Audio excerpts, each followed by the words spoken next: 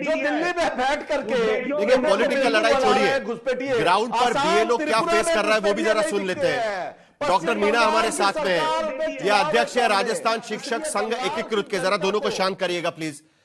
Doctor Meena से पूछ लेते हैं कि क्या सचमुच में बीएलओ पर प्रेशर डाला जा रहा है, क्योंकि मैंने पता करने की कोशिश की 2003 में भी एक ही महीने का समय दिया गया था, लेकिन तब फर्क सिर्फ इतना था कि एक ही बार जाकर बीएलओ को फॉर्म भरवाना पड़ता था कि आपके घर में कौन है, क्या है, कितने वोटर है, कैसे हैं, आपके परिवार में बाकी लोग कौन है, और इसी एक बार फॉर्म भर के आपका काम हो जाता था। 2003 में एक बूथ पर 600 से 700 वोटर हुआ करते थे, जो आज 900 से 1000 हो गए हैं, और बीएलओ को 3 बार कम से कम, नए तरीके से अगर देखा जाए तो 3 बार जाना पड़ेगा एक घर में।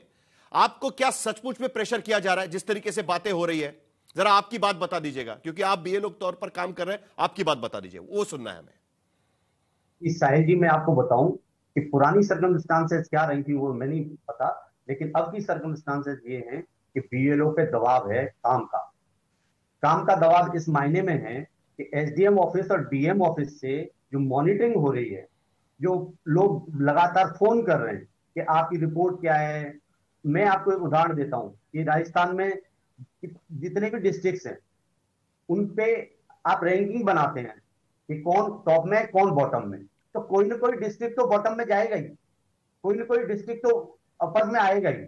इस वजह से उसका दबाव बीएलओ पे पड़ रहा है, और जब जो व्यक्ति रैंकिंग में नीचे आता है उसको तुरंत प्रभाव से फोन किए जाते हैं। इस तरीके से उन पे दबाव आ रहा है। मैं आपको एक उदाहरण बताता हूं कि रामगंज मंडी कोटा की एक एसडीएम साहिबा ने बीएलओ के घर पे पुलिस भेज दी क्योंकि उनकी प्रगति रिपोर्ट न्यून थी। अब आप बताइए, ऐसी हालत हो रही है।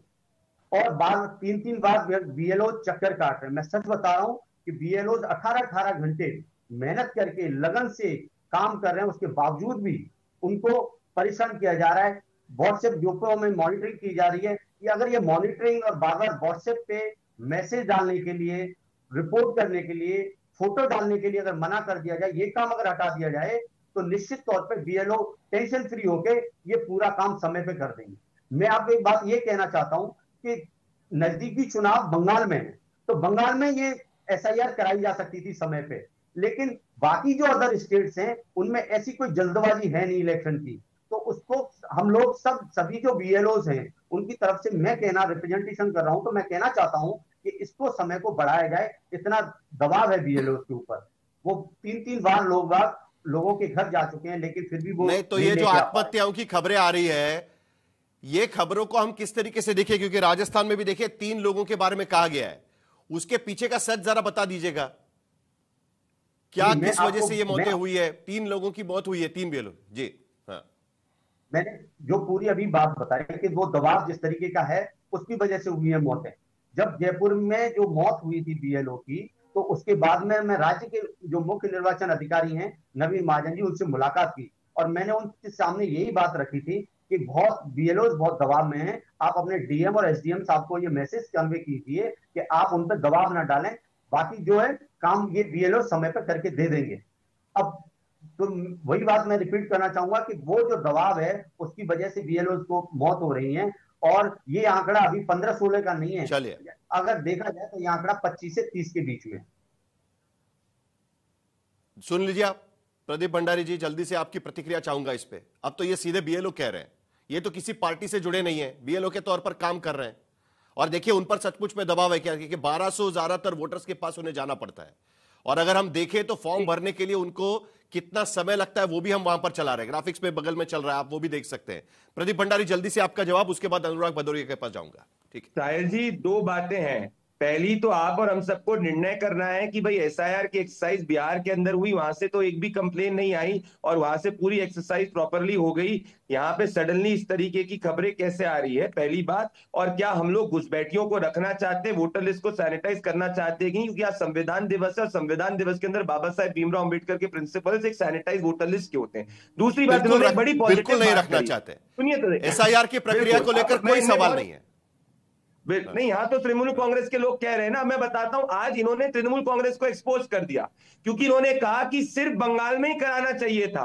भैया ये तो हर स्टेट में हो रहा है। कल तक तृणमूल कांग्रेस कह रही थी जहां चुनाव है वहीं क्यों एसआईआर की एक्सरसाइज होती है। आज खुद तो उत्तर प्रदेश पे क्यों प्रेशराइज किया जा रहा है? उनका आगे का सवाल सुन लीजिएगा। साबित हो गया कि इसके पीछे कोई राजनीतिक कुछ नहीं है। बाकी अगर किसी की आज ये एक्सपोज हो गया तृणमूल कांग्रेस, अरे काहे चिल्ला रहे हो, अरे काहे चिल्ला रहे हो रोहित जी, अब एक्सपोज हो गए, एक्सपोज हो गए।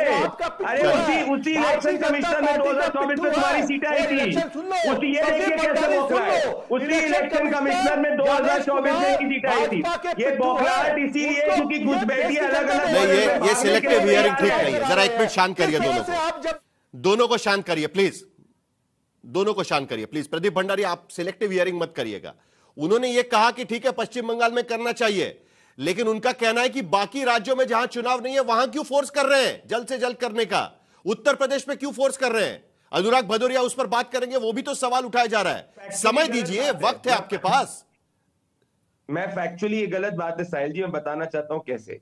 क्योंकि अगर आप डिटेल उठा के देखेंगे, सबसे ज्यादा अगर डिजिटाइजेशन सबसे कम में हुआ है तो उत्तर प्रदेश के अंदर हुआ है। तो कोई फोर्स नहीं कर रहा है किसी व्यक्ति को, और अगर इनको लगता है तो चुनाव आयोग को ज्ञापन दे दें और अनुराग भदौरिया, हम कौन होते हैं इसमें बात करने वाले? पर क्या ये घुसपैठियों गए ही है सुप्रीम कोर्ट, अभी देखेंगे अलग अलग सुनवाई में क्या होता है। अनुराग भदौरिया, पिछली बार भी सुप्रीम कोर्ट ने वोटर फ्रेंडली प्रोसेस बोला था पूरी की पूरी एक्सरसाइज को। देखिए मैं किसी के बीच में नहीं बोला था। मुझे लगता है कि भारतीय जनता पार्टी के, सुनिए, अरे बात सुन लीजिए। देखिए मैं किसी के बीच में नहीं बोला था। मुझे पूरा विश्वास है भारतीय जनता पार्टी के प्रवक्ता उद्दंडता नहीं करेंगे जैसे दूसरों के बीच में कर रहे थे। सवाल है कि बार बार एसआईआर की बात होती है तो इनके गिरिराज सिंह दौड़ के बीच में आ जाते हो। पता क्या कहते हैं? हिंदुओं की लाश पे ममता बनर्जी जी राजनीति करना चाहती हैं। तो मैं इनसे पूछना चाहता हूं, यूपी में जो बीएलओ विपिन यादव मरे वो कौन थे? विनय कुमार वर्मा, सर्वेश गंगवार, ये कौन थे? मध्य प्रदेश में उदय भान, रमाकांत, सीताराम, मनीराम, शांति, ये कौन है? किस धर्म से आते हैं? आप जो बार बार उछल के आके बोल देते हो कि हिंदुओं की लाश पे, ये हिंदू नहीं है क्या जो बीएलओ जिनकी मौत हो रही है? तो सवाल उठता है कि आप सत्ता की राजनीति करना चाहते हैं। भाई जैसा हमारे साथी कह रहे थे, अभी इन्होंने बोला कि बीएलओ को जो धमकी देता है, अरे जो बीएलओ को धमकी अगर उत्तर प्रदेश में देता है तो आपकी सरकार है ना, मध्य प्रदेश में आपकी सरकार है ना, जो धमकी दे रहा है जेल में भेज दो। किसने आपको रोका है? कोई धमकी देता है बीएलओ को यहाँ दबाव में लाता है विपक्ष का, तो उसको जेल में भेज दो। और सुसाइड नोट, अब रोकिए भाई, ऐसे नहीं चलेगा। मैं आपके बीच में नहीं बोला था कि ऐसे डिबेट अगर साहिल जी कराएंगे, हम लोग उनकी पूरी बात सुनते हैं, हम बोलने लगते हैं, चिल्लाने लगते हैं, कैसे होगा साहिल जी? नहीं बंद करवाइए, ये उद्दंडता ठीक नहीं है। हम लोग किसी के बीच में नहीं बोलते। प्रदीप भंडारी प्लीज। नहीं, suicide note, suicide Anurag ji बोलिए, चलिए। नहीं कहते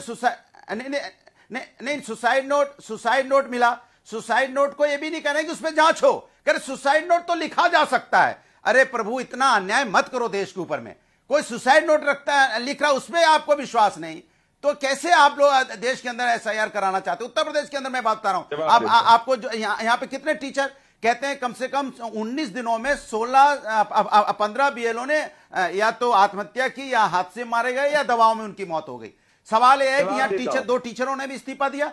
अब मैं आपको बताता हूं बीएलओ की परेशानियां क्या है। बीएलओ की परेशानी है, एक बीएलओ को मैंने फोन किया और उसका नाम अमित कुमार है, नाम लेके बोल रहा हूं, अमित कुमार जी उनका नाम है। हमने कहा हमारा आपने कार्ड नहीं बनाया, बेचारा दौड़ा 12:30 बजे, दिन में 12:30 बजे घर पे था, 12:30 बजे आया, हेलमेट लगा हुआ, हेलमेट उतारना ही भूल गया। कह रहा था मैं रात में जाता हूं, मैं 20 किलोमीटर दूर रहता हूं और मेरी ड्यूटी यहां पे लगा दी है। अरे यहां लोकल की लगानी थी, मेरी क्यों लगा दी? बेचारा हेलमेट बांधे हुए, हेलमेट में परेशान था, वो हेलमेट उतारना भूल गया। हम फॉर्म भर रहे थे लेकिन वो हेलमेट उतारना भूल गया क्योंकि उतने दवाओं में था। मैंने देखा प्रभु आप दवाओं मत आइए, मैं आपको चाय पिलाता हूं, हेलमेट उतारिए, आराम से बैठिए। आप उनको उत्तर प्रदेश के अंदर में 1 महीना भी चुनाव बाकी है, 1 साल करीब बाकी है, और आप इतना दबाव क्यों बनाना चाहते हैं बीएलओ के ऊपर में? क्या वो हिंदुस्तानी नहीं है? क्या वो इंसान नहीं है? आप उतना दबाव उनके ऊपर में बना रहे। मैं कहता हूं कि एसआईआर की प्रक्रिया ट्रांसपेरेंसी होनी चाहिए, उसमें शुद्धता होनी चाहिए, लेकिन आप मैं जरा सहूलियत के लिए आप हड़बड़ी में गड़बड़ी करना चाहते हैं। प्रदीप भंडारी, देखिए एक चीज सुनिए, देखिए अनुराग भदौरिया, प्रदीप भंडारी, मैं जरा सेग्रीगेट कर देता हूं। देखिए ना, देखिए एक सेकंड, मुझे एक छोटा सा इंटरवेंशन, मुझे एक छोटा इंटरवेंशन कर, 1 मिनट सुनिए। अरे एक छोटा इंटरवेंशन, अरे प्रभु एक सेकंड, मेरी बात तो सुनिए। देखिए सेग्रीगेट करिए ना मुद्दों को। प्रदीप भंडारी, मैं आपको यही कहने की कोशिश कर रहा हूं, अनुराग भदौरिया अपनी बात खत्म करेंगे, लेकिन मेरी सिर्फ बात इतनी सी है, 2 अलग अलग मुद्दे किए जा रहे हैं। एसआईआर की प्रक्रिया पर किसी का विरोध नहीं है, कहने की कोशिश ये हो रही है कि जिस तरीके से झटपटाहट में, जल्दबाजी में 1 महीने के भीतर ये सारी प्रक्रिया पूरी करने की कोशिश हो रही है, उसमें कहीं गलत लिस्ट ना बन जाए, यह सवाल यहां पर उठाने की कोशिश हो रही है। अनुराग भदौरिया, जल्दी से आपकी बात खत्म करिए, प्रदीप भंडारी जवाब देंगे जल्दी से। देखिए साहिल जी आपसे अनुरोध है, प्रदीप भंडारी का तो आवाज बंद कीजिए, हम लोग उनके बीच में नहीं बोलते। आप अन्याय कर रहे हैं साहिल जी, हम लोग के साथ में, हम लोग उनके बीच में नहीं बोले, हर एक के बीच में बोलेंगे, फिर आप उनको फिर टाइम दे देंगे रिबर्टल करने का। चलिए बोलिए, मुंह देखने के लिए आए हैं क्या यहाँ पे? नहीं, आप बोलिए, आपकी बात खत्म करिए, मेरा इंटरवेंशन आपसे कह रहा हूं, भारतीय जनता पार्टी, देखिए भारतीय जनता पार्टी एसआईआर को मुद्दा बना के बार बार घुसपैठियों पे बात करना चाहती है, ये माहौल बनाना चाहती है। ये वो लोग हैं जो खुद ही असम से, उत्तर प्रदेश के अंदर की बात करें, असम से इन्होंने इंप्लॉय बुलाए हैं, इन्हें कॉन्ट्रैक्ट पे यहाँ इन्होंने लखनऊ नगर निगम में रखा है। जब चुनाव आएगा तो उन्हीं को वापस भेजेंगे, कहेंगे घुसपैठिए वापस जा रहे हैं। ये सिर्फ माहौल बनाते हैं। इन्होंने बीएलओ पे प्रेशर बनाया हुआ, ट्रांसपेरेंसी व्यवस्था खत्म करना चाहते हैं। आपने बीएलओ को पूरी तरह से ट्रेन नहीं किया, बीएलओ को पूरी तरह से टाइम नहीं दिया, जनता को आप टाइम नहीं देना चाहते कि वो अपना फॉर्म भर पाए।